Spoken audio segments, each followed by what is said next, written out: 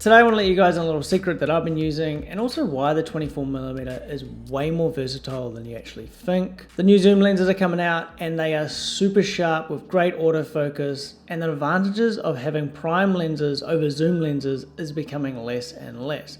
But prime lenses will always have really fast apertures and more bokeh. So you're always going to need at least one prime lens in your life, and in my opinion that's got to be the 24mm. I'm going to give you guys 5 reasons why you need a 24mm prime in your life, but first let's jump into that secret or that hack. Oh, and also if you're an APSC user, this applies to a 16mm, which is a 24mm full frame equivalent.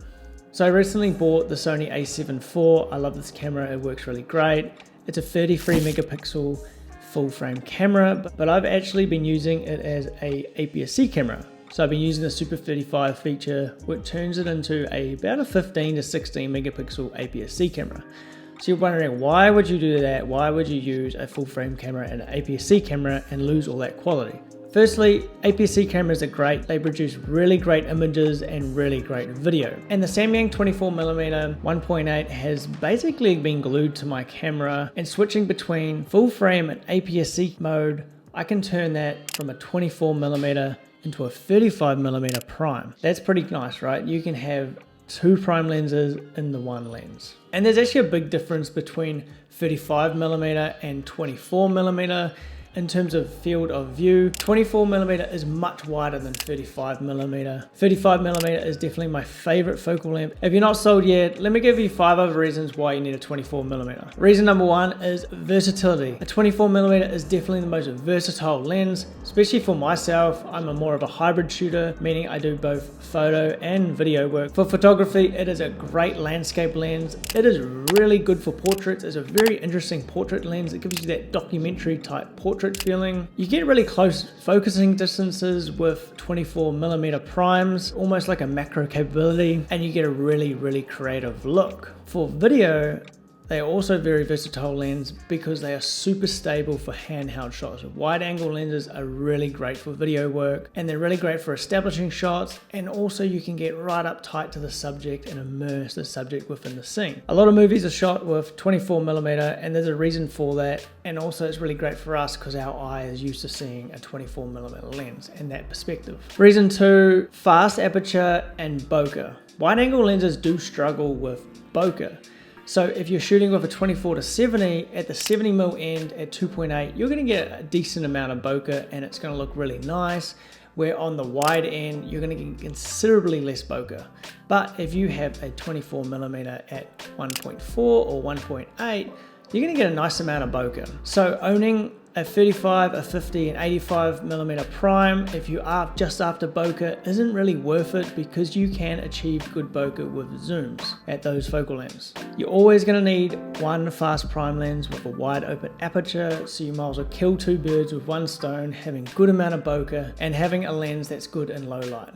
Reason number 3 is an environmental lens. So what I actually mean by that? Well, a 24mm is a really wide lens, right? So it really immerses and shows off the whole environment.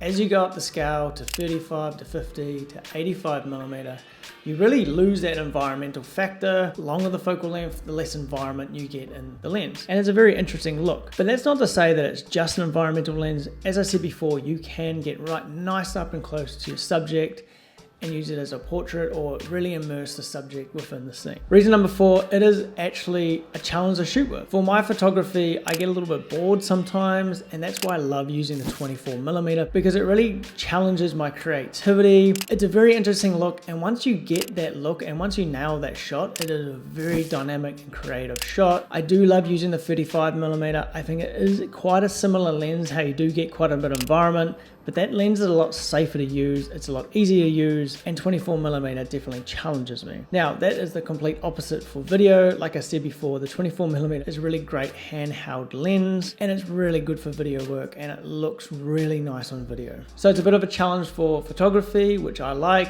and it's really good for filmmaking. Number 5, and my final reason, is perspective. They call this the perspective lens. The 24mm is a perspective lens. I was scrolling on Instagram recently and I seen a shot from one of my favorite wedding photographers, and he took this photo. On the left, you can see the bride walking down the stairs, And then on the right of the frame, you can see the father of the bride. Now, if you were standing there as a human, you would not be able to focus on both the bride and the father of the bride. You would either have to focus on the man to the right or the woman walking down the stairs, where in this shot, you can see both in both sides of the frame. I think that really shows off perspective. You can really change the perspective of a scene. You can take a really wide shot, make the subject look really small and add that scale aspect to the image or the video. But you can also step right up to the subject and get nice and close and immerse the subject within the scene and for the viewer. Just a word of warning, if you do get quite close, make sure you do put the subject in the center of the frame, because as you get closer, the distortion gets worse, meaning the corners get more and more distorted. So if you keep the subject in the center of the frame, they're gonna look way less distorted, and if you put them to the corner or to the side, they're gonna look pretty distorted, and it's just gonna look gross. Unless the look you're going for, art is 100% subjective. So like I said before, I've been shooting on the Sony A7IV with the Samyang 24mm f1.8. I'll leave a link down below. That is a really cheap, sharp, and great autofocus lens that I highly recommend. If you're looking for the 1.4, I would actually recommend the Sigma. I'll leave a link down below. That is also really sharp, great autofocus, and affordable lens. And if you want the cream of the cream, the best lens you can get out there of a 24mm prime, I'll leave a link to the Sony G Master 1.4. That is absolute beast of a lens. So what do you guys reckon? Do you think that the 24mm is the one prime that everyone should own? Leave your opinions down in the comments. I love jumping in and discussing with you guys. Make sure you like this video so we can push this video out to more people. And if you did like this content, make sure you subscribe, and we'll see you next time.